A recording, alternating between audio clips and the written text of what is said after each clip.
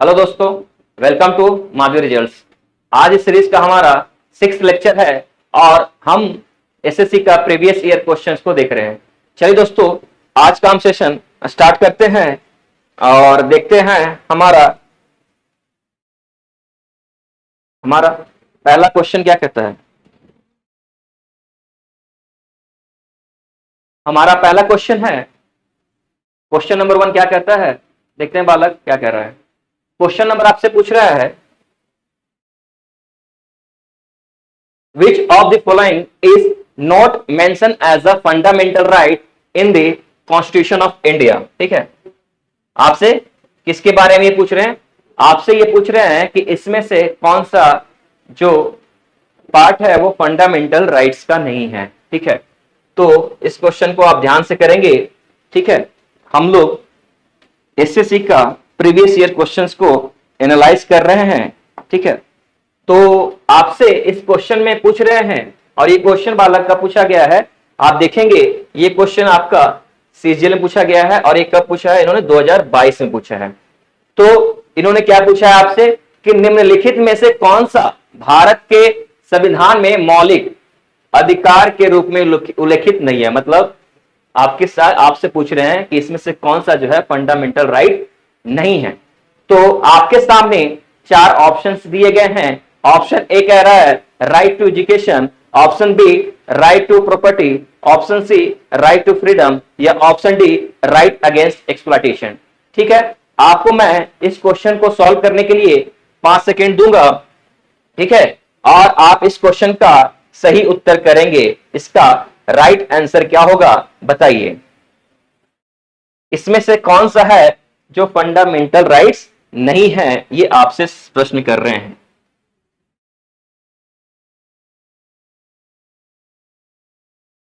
I hope आपने इसका answer कर लिया होगा और इसका राइट आंसर है option B.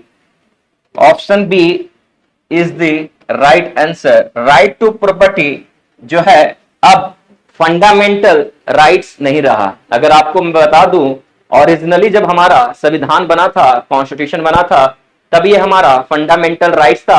Right to property किस आर्टिकल में आता था? ये आर्टिकल 31 में आता था, अनुच्छेद 31 में आता था। लेकिन इसको कब हटा दिया गया? इसको by the 44th amendment, constitutional amendment act 1978 में, 1978 में इसको रिमूव कर दिया गया और कहां पे प्लेस कर दिया गया? राइट टू प्रॉपर्टी जो था, अब ये एक लीगल राइट बन चुका है और कहां पे प्लेस कर दिया गया है? किस आर्टिकल में प्लेस कर दिया गया है? तो आर्टिकल 300, आर्टिकल 300A में इसको प्लेस कर दिया गया है। और कौन से किस पार्ट में है ये? अब ये पार्ट 12 में है, तो इसको आप याद रखेंगे। ठीक है ना, ये पार्ट 12 में चला गया है, तो आप इसको याद रखेंगे। ठीक है, अब हम लोग अपने नेक्स्ट क्वेश्चन की तरफ चलते हैं। क्वेश्चन नंबर 2 क्या कह रहा है? ठीक है, चलिए क्वेश्चन नंबर 2 की तरफ चलते हैं। क्वेश्चन नंबर 2 हमसे क्या बात कर रहा है? क्वेश्चन नंबर 2 हमसे ये पूछ रहा है बालक कि बताइए एवोल्यूशन ऑफ टाइटल्स। ठीक है, टाइटल्स के बारे में ये बात कर रहे हैं कि evolution of titles is mention in which article of the Indian constitution. आपसे पूछ रहे हैं कि हमारे संविधान में जो एवोल्यूशन ऑफ टाइटल्स है, ठीक है, किस अनुच्छेद में, किस आर्टिकल में मेंशन किया गया है? तो आपके सामने 4 ऑप्शन दिए गए हैं। ऑप्शन ए आपसे कह रहा है कि आर्टिकल 23 मेंशन है, ऑप्शन बी आर्टिकल 13 मेंशन है, ऑप्शन सी आर्टिकल 18 या ऑप्शन डी आर्टिकल 24। बताइए इसका सही उत्तर क्या होगा? इसका राइट आंसर क्या होगा? एवोल्यूशन ऑफ टाइटल्स किस अनुच्छेद में मेंशन किया गया है? आपसे ये क्वेश्चन कर रहे हैं, तो बताइए इसका राइट आंसर क्या होगा?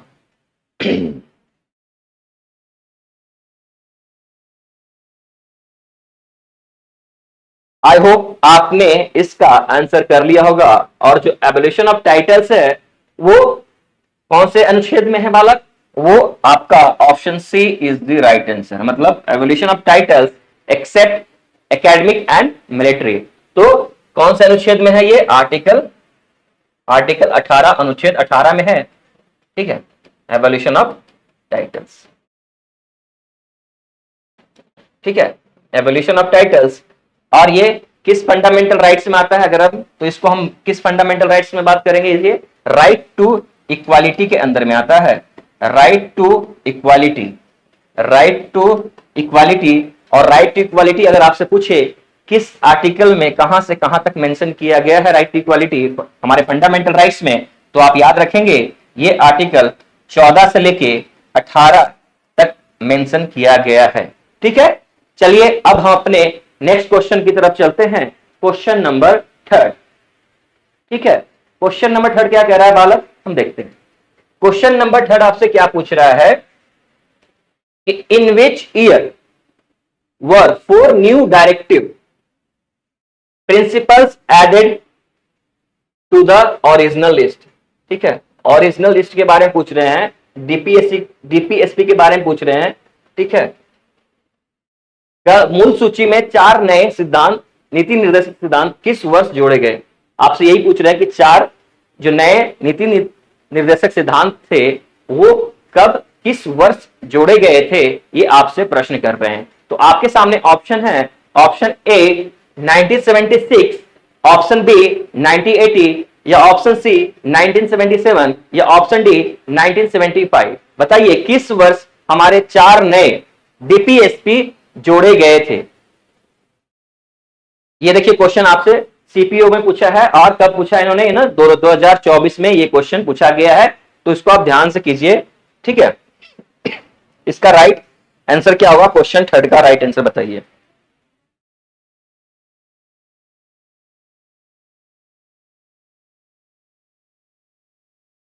आई होप आपने इसका आंसर कर लिया होगा, और इसका राइट आंसर है ऑप्शन ए 1976। ठीक है ना, 1976 में किया गया था। ठीक है, और कौन सा अमेंडमेंट के थ्रू किया गया था? याद रखेंगे 42nd अमेंडमेंट,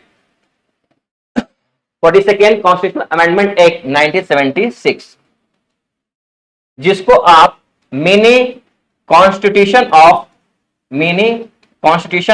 इंडिया के नाम से भी जानते हैं। आप 42nd अमेंडमेंट 1976 को किस नाम से जानते हैं हम लोग? इसको मिनी कॉन्स्टिट्यूशन ऑफ इंडिया के नाम से जानते हैं। ठीक है ना, इसी अमेंडमेंट के थ्रू हमारे डीपीएसपी में 4 नए सिद्धांत, ठीक है ना, 4 आर्टिकल्स जोड़े गए थे। ठीक है, वो आर्टिकल बालक कौन कौन से थे? वो आर्टिकल अगर आपको याद हो तो आर्टिकल 39, ठीक है, 39A, ठीक है, 39A, 43A, और कौन सा है? 48A। ठीक है ना, 43A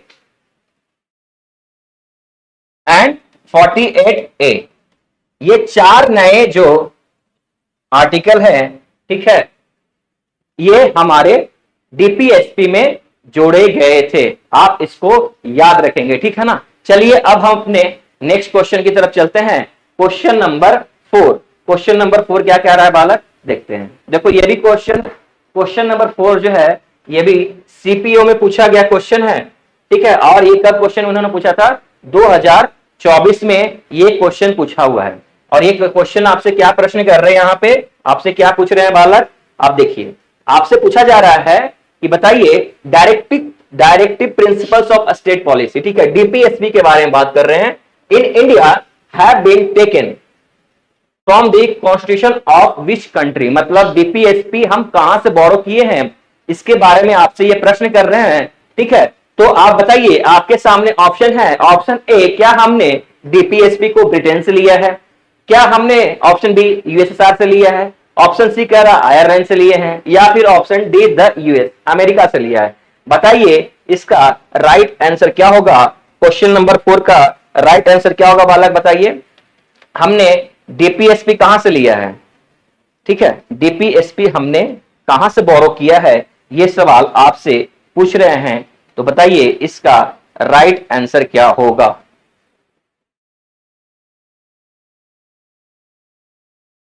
आई होप आपने इसका आंसर कर लिया होगा, और इसका आंसर जो है राइट आंसर है, हमने जो डीपीएसपी कहां से बोरो किया बालक, हमने आयरलैंड से लिया है, मतलब इरिस कॉन्स्टिट्यूशन से बोरो किया है, ठीक है ना। हमने कहां से बोरो किया इसको, इरिस कॉन्स्टिट्यूशन, हम इनको आयरलैंड के नाम से जानते हैं, हमने आयरलैंड से बोरो किया है। और अगर आपसे ये भी प्रश्न करे कि बताओ बताओ कि आयरलैंड जो है वो डीपीएसपी कहां से बोरो किया था, उन्होंने डीपीएसपी जो बोरो किया था वो स्पेन से किया था,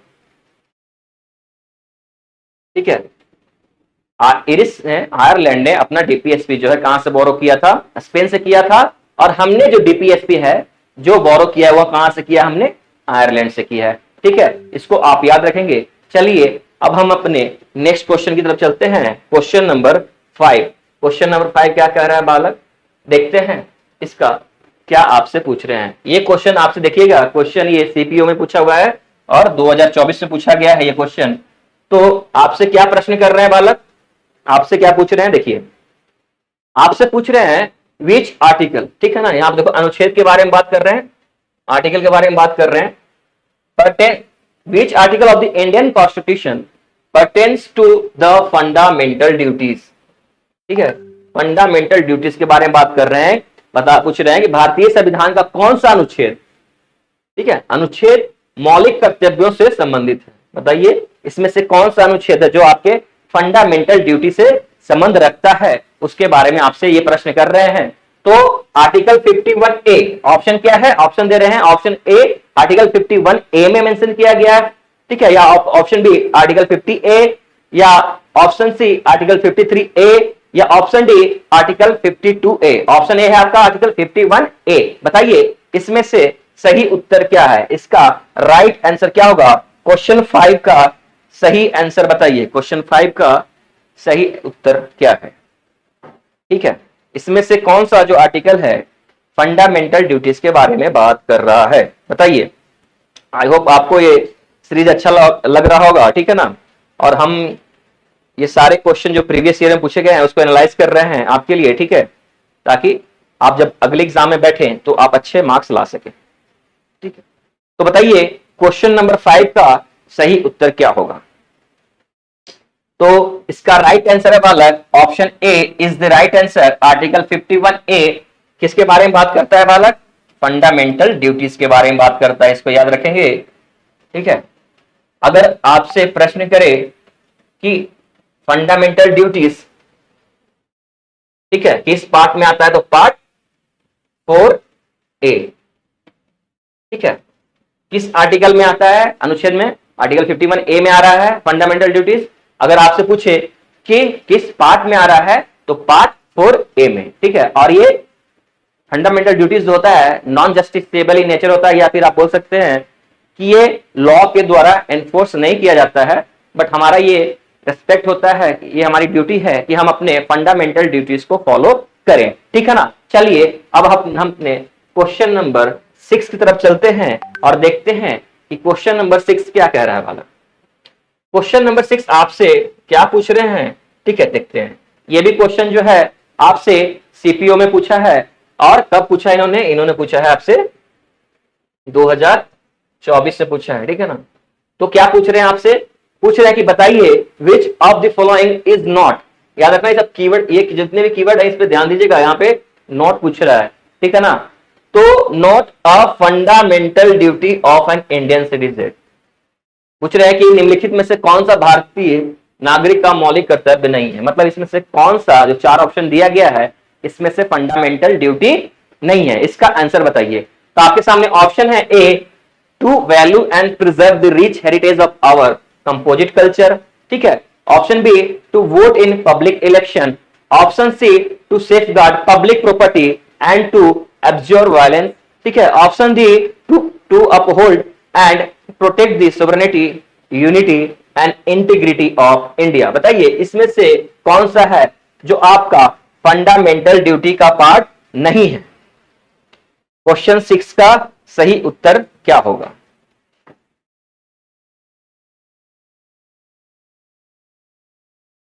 आई होप आपने इसका आंसर कर लिया होगा। क्वेश्चन 6 का जो आंसर है टू, ऑप्शन बी, क्या है ये, option B, to vote in public election, सार्वजनिक चुनावों में मतदान करना आपका जो है फंडामेंटल ड्यूटी नहीं है, याद रखेंगे, ठीक है।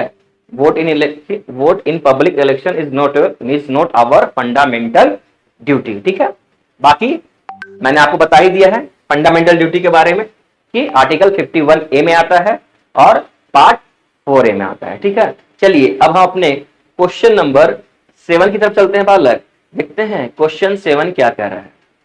क्वेश्चन 7 आपसे पूछ रहा है, ये भी क्वेश्चन जो है आपका सीपीओ में पूछा हुआ है, और कब पूछा है इन्होंने पूछा है 2024 में। ठीक है, एसएससी सीपीओ में पूछा है। क्या आपसे बात कर रहे हैं, क्वेश्चन क्या आपसे बात कर रहा है, पूछ रहा है आपसे कि बताइए biological diversity act 2002 biological diversity act 2002 was passed by the government of India. ठीक है, it fulfil the ideals of which article, यहां पे आर्टिकल के बारे में पूछ रहे हैं, आर्टिकल मतलब अनुच्छेद के बारे में आपसे प्रश्न कर रहे हैं, of directive principles of state policy in the constitution of India. क्या बोल रहे हैं, भारत सरकार द्वारा जैव विविधता अधिनियम 2002 पारित किया गया था। ठीक है, समझ में आ गया, पारित किया गया था। यह भारतीय संविधान के राज्य नीति निर्देशक सिद्धांतों के किस अनुच्छेद के आदर्श को पूरा करता है, आपसे पूछ रहे हैं। ठीक है, ये जो बायोलॉजिकल डाइवर्सिटी एक्ट है वो किस अनुच्छेद में आता है। ठीक है ना, तो बताइए, आपके सामने ऑप्शन है, option A 48 article 48, option B article 48A, option C article 49 या ऑप्शन डी आर्टिकल 47। बताइए इसका राइट आंसर क्या होगा। बायोलॉजिकल डाइवर्सिटी एक्ट जो है 2002 का अधिनियम किस आर्टिकल से संबंधित है। ठीक है, इस बताइए क्वेश्चन 7 का राइट आंसर क्या होगा। क्वेश्चन 7 का राइट आंसर क्या होगा बालक, बताइए। क्वेश्चन अच्छा क्वेश्चन है ये।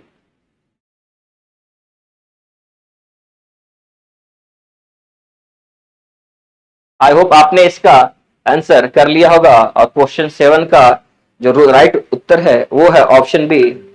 ठीक है, option B is the right answer, article 48A। Article 48A है जो बायोलॉजिकल डाइवर्सिटी एक्ट 2002 के बारे में बात करता है, मतलब सिर्फ इन्वायरमेंट के बारे में बात करता है। ठीक है, हमारे वाइल्ड लाइफ को कंजर्व करने के लिए भी बात करता है, protection of an environment and safeguard of forest and wild life. ठीक है ना, ये आर्टिकल 48A बात करता है, याद रखिएगा। ठीक है ना, 48A हमारे इन्वायरमेंट और किसके बारे में बात करता है, प्रोटेक्ट करने के लिए, forest and wild life, forest and wild life के बारे में बात करता है। तो इस पे आप रखेंगे, तो ये जो बायोलॉजिकल डाइवर्सिटी एक्ट है, ठीक है, इसी में आता है आर्टिकल 48A। ठीक है, चलिए अब हम अपने क्वेश्चन नंबर 8 की तरफ चलते हैं। क्वेश्चन नंबर 8 क्या कह रहा है बालक, देखते हैं। क्वेश्चन नंबर 8 आपसे क्या पूछ रहा है, क्वेश्चन नंबर 8 आपसे बात पूछ रहे हैं कि बताइए from which of the following constitution, ठीक है, is the idea of charter of fundamental rights, charter of fundamental rights के बारे में बात कर रहे हैं, adopted in the Indian constitution. मतलब सिंपल सा बात पूछ रहे हैं कि बताइए फंडामेंटल राइट्स जो है, ठीक है, फंडामेंटल राइट्स जो है वो कब किससे हमने लिया है, अडॉप्ट किया, किससे हमने अडॉप्ट किया है। ठीक है, वो आपसे प्रश्न कर रहे हैं। ऑप्शन ए है फ्रेंच कॉन्स्टिट्यूशन से हमने लिया है, option B United States of America से लिया है, ऑप्शन सी ब्राजीलियन कॉन्स्टिट्यूशन से लिया है, या फिर ऑप्शन डी स्पेनिश कॉन्स्टिट्यूशन से लिया है। बताइए इसका राइट आंसर क्या होगा। हमने फंडामेंटल राइट्स कहां से लिया है।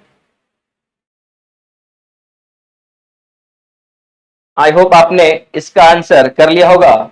इसका राइट आंसर है ऑप्शन बी। हमने फंडामेंटल राइट्स कहां से लिया बालक, हमने फंडामेंटल राइट्स लिया है अमेरिका से, यूनाइटेड स्टेट्स ऑफ अमेरिका से हमने फंडामेंटल राइट्स को बोरो किया है। और आपको मालूम होना चाहिए हमारे संविधान में फंडामेंटल राइट्स कहां से कहां तक है, किस अनुच्छेद में है, वो आर्टिकल्स 12 से 35 के बीच में है बालक। और किस पार्ट में आता है, याद रखेंगे पार्ट 3 में ये आता है। ठीक है, और ये फंडामेंटल राइट्स क्या है, जस्टिसेबल इन नेचर भी है। तो ये सारे पॉइंट्स आप याद रखेंगे। ठीक है, नेक्स्ट आपके एग्जाम में ये सारे पॉइंट्स जो हैं पूछे जा सकते हैं, तो आप इसको याद रखिएगा। हमारा फंडामेंटल राइट्स क्या है, जस्टिस स्टेबल इन नेचर है, ठीक है। और आर्टिकल्स 12 से 35 के बीच में आता है, और कौन से पार्ट में आता है, पार्ट 3 में आता है। चलिए दोस्तों हम अपने नेक्स्ट क्वेश्चन की तरफ चलते हैं। और आपको मैंने बता ही दिया कि हमने फंडामेंटल राइट्स कहां से बोरो किया है, तो हमने यूनाइटेड स्टेट्स ऑफ अमेरिका से लिया, ठीक है। चलिए अब हम क्वेश्चन नंबर 9 की तरफ चलते हैं। क्वेश्चन नंबर 9 क्या कह रहा है बालक, देखिए ये क्वेश्चन भी सीपीओ में पूछा है, और इन्होंने कब पूछा है, 2024 में पूछा है। तो क्वेश्चन को अच्छे से करेंगे आप लोग, ठीक है ना। तो क्वेश्चन 9 की आपसे बात कर रहे हैं, आपसे पूछ रहे हैं, बताइए विच article of the Indian constitution mention that the state shall endeavor to organize agriculture and animal husbandry on modern and scientific lines। मतलब ऑर्गेनाइज एग्रीकल्चर और एनिमल हस्बेंड्री के बारे में बात कर रहे हैं। तो वो पूछ रहे हैं कि organise agriculture and animal husbandry जो है वो किस अनुच्छेद में आता है, किस आर्टिकल में आता है। तो आपके सामने ऑप्शन है, option A article 43, option B article 48, option C article 42 या ऑप्शन डी आर्टिकल 46। बताइए इसका राइट आंसर क्या होगा। Organised agriculture and animal husbandry किस अनुच्छेद में आता है, बताइए इसका राइट आंसर क्या होगा। यह क्वेश्चन आपसे आप पूछा गया है, सीपीओ में पूछा है, और इन्होंने 2024 में पूछा है। तो बताइए क्वेश्चन नंबर 9 का राइट आंसर क्या होगा।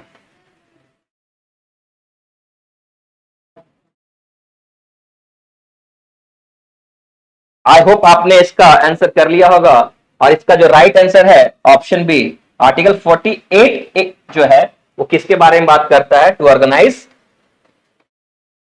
ऑर्गेनाइज, ठीक है, एग्रीकल्चर एंड एनिमल हस्बेंड्री,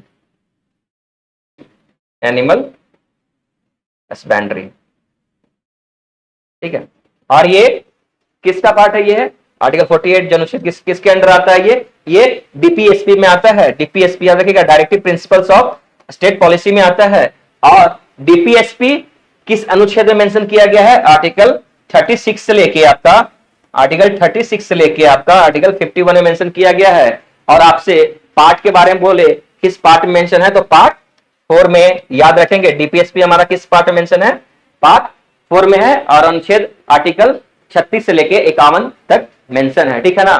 तो याद रखेंगे। चलिए आज हम अपने नेक्स्ट क्वेश्चन की तरफ चलते हैं। क्वेश्चन नंबर 10 जो इस सीरीज का लास्ट क्वेश्चन है, और देखते हैं ये क्वेश्चन क्या कह रहा है। तो आपसे क्वेश्चन नंबर 10 क्या पूछ रहे हैं बालक, आपसे पूछ रहे हैं कि बताइए the advisory board under provision of article 22, देखो यहां पे अनुच्छेद 22 के बारे में बात कर रहे हैं, of the constitution is to be consisted of person who have been, ठीक है, have been or are qualified to be appointed as, ठीक है ना। आपसे क्या पूछ रहे हैं, संविधान के अनुच्छेद 22 के प्रावधानों के तहत सलाहकार बोर्ड में ऐसे व्यक्ति शामिल होंगे जो नियुक्त किए गए हों, रहे हों या नियुक्त होने के योग्य हैं, ठीक है, वो उसके बारे में आपसे पूछ रहे हैं। तो ऑप्शन है ए जजेस ऑफ लोअर कोर्ट, मतलब ठीक है, ऑप्शन बी जजेस ऑफ सुप्रीम कोर्ट, या ऑप्शन सी जजेस ऑफ हाई कोर्ट, या ऑप्शन डी जजेस ऑफ डिस्ट्रिक्ट कोर्ट। तो ये प्रश्न आपसे कब पूछा इन्होंने, सीपीओ में पूछा है, और 2024 में पूछा है। तो आपसे बोल रहे हैं जो एडवाइजरी बोर्ड में जो, ठीक है, जजेस होते हैं वो किस कोर्ट से बिलोंग करते हैं, इसमें आपसे यही प्रश्न पूछ रहे हैं। जो एडवाइजरी बोर्ड में जज बैठेंगे, ठीक है, उसमें किस कोर्ट से आएंगे, ठीक है। तो आपके सामने है लोअर कोर्ट से आएंगे, सुप्रीम कोर्ट से आएंगे जजेस आएंगे, या फिर हाई कोर्ट से आएंगे, या फिर आपके डिस्ट्रिक्ट कोर्ट से आएंगे। तो बताइए इसका राइट आंसर क्या होगा, किस कोर्ट से जज आएंगे एडवाइजरी बोर्ड में।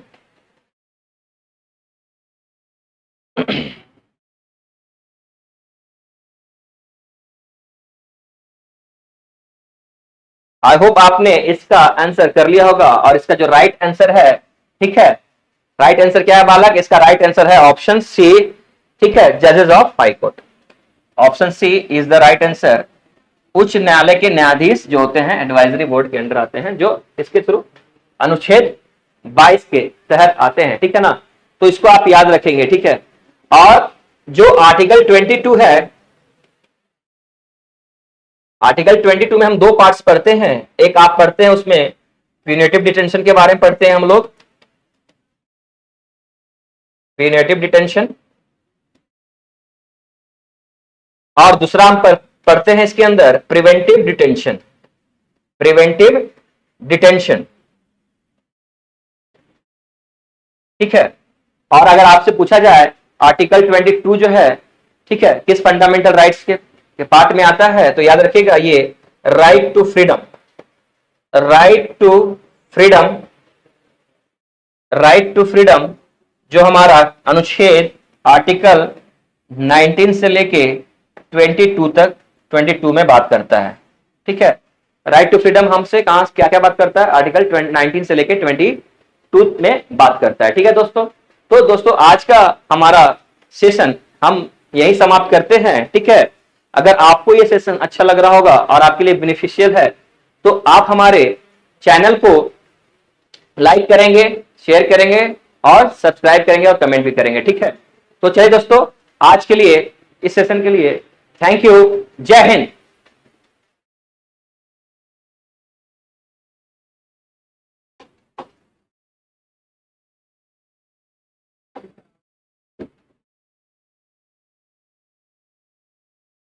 Eu vou.